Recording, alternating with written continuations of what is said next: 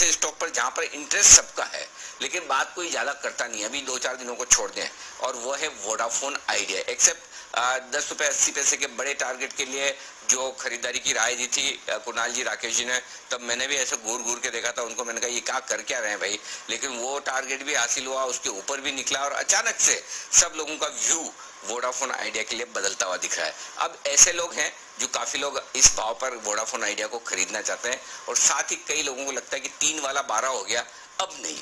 तो bull versus bear, Vodafone Idea में तेजी और मंदी के तर्क क्या है, आइए जानते हैं कुशल से।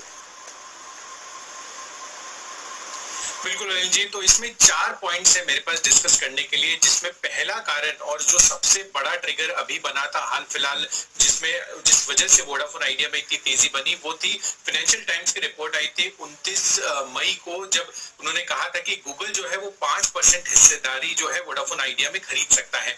तो जाहिर सी बात है कि अगर गूगल जैसा जो दिग्गज है जायंट, टेक जायंट, वो अगर इन्वेस्ट करता है तो बाकी निवेशकों का इंटरेस्ट भी हो सकता है वोडाफोन आइडिया में बनता हुआ नजर आए। तो इस वजह से भी कहीं ना कहीं आपको इसमें काफी ज्यादा बाइंग देखने को मिली थी हाल फिलहाल पिछले 10-12 दिनों में।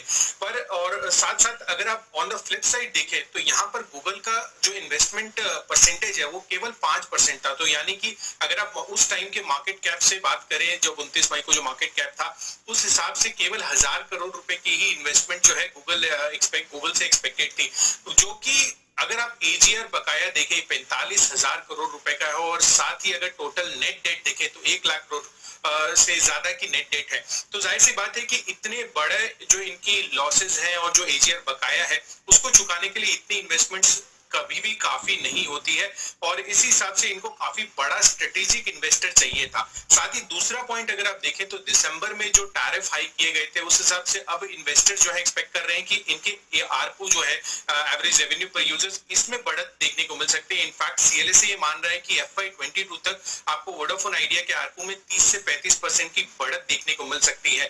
पर जैसे कि मैंने आपको बताया कि जो हेवी डेट है अभी कंपनी की बुक्स पर, और साथ ही जो एजीआर बकाया है 45,000 करोड़ का, वो एक काफी बड़ा ड्रैग बन सकता है स्टॉक के लिए। तीसरा बड़ा पॉइंट अगर आप देखें तो सरकार का इंटेंशन डेफिनेटली है कि 3 प्लेयर टेलीकॉम स्पेस ये बनाकर रखे। तो क्योंकि उनका जो भी स्पेक्ट्रम चार्जेस और जो टैक्सेस सरकार की आती है वो आती रहेगी, बट अगर वो बंद हो जाएगा तो ये इनके लिए एक नेगेटिव ट्रिगर बन सकता है, और ऊपर से बैंकिंग सेक्टर जिनका एक्सपोजर है वोडाफोन आइडिया में, वो भी काफी दबाव में आ सकते हैं।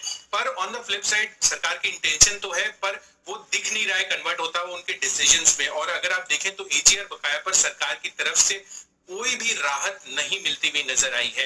इनफैक्ट अगर आप चौथा पॉइंट की तरफ भी नजर डालें तो वैल्यूएशन वाइज लोगों को बहुत ही ज्यादा ये अप्रोप्रिएट लग रहा है अभी इस भाव पे खरीदना। इनफैक्ट काफी एनालिस्ट भी मानकर चल रहे हैं, क्योंकि एयरटेल का मार्केट कैप देखेंगे तो 3 लाख करोड़ से ज्यादा का है, और वोडाफोन अभी अगर आप देखेंगे तो वो 1/10 मार्केट कैप पर ट्रेड कर रहा है। तो वैल्यूएशन फ्रंट पर काफी ज्यादा सस्ते दाम पर है।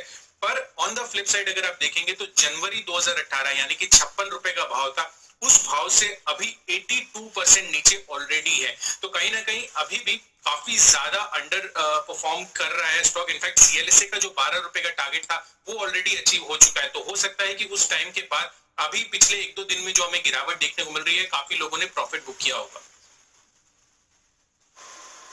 ओके, तो ये है आपके लिए वोडाफोन पर bull versus bear.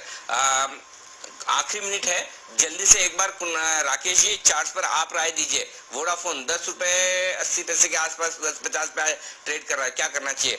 Bye sell NOTA?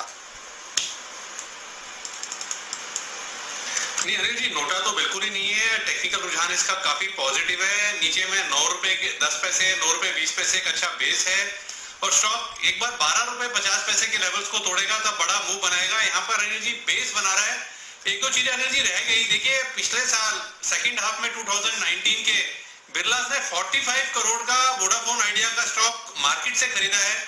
Radhakrishna Damani के पास 3 करोड़ 70 लाख शेयर है। अनिल जी इन चीजों को भी नजरअंदाज नहीं करना चाहिए। और आप तो अनिल जी खुद मारवाड़ी हैं, तो बिरलास ने ये 45 करोड़ रुपए, हालांकि छोटा सा अमाउंट है उनके लिए, बट उन्होंने इसको जीरो करने के लिए नहीं खरीदा होगा। तो कुछ ना कुछ मैं तो अनिल जी वोडाफोन में बड़ा एक्सपेक्ट कर रहा हूँ, और मेरा टारगेट है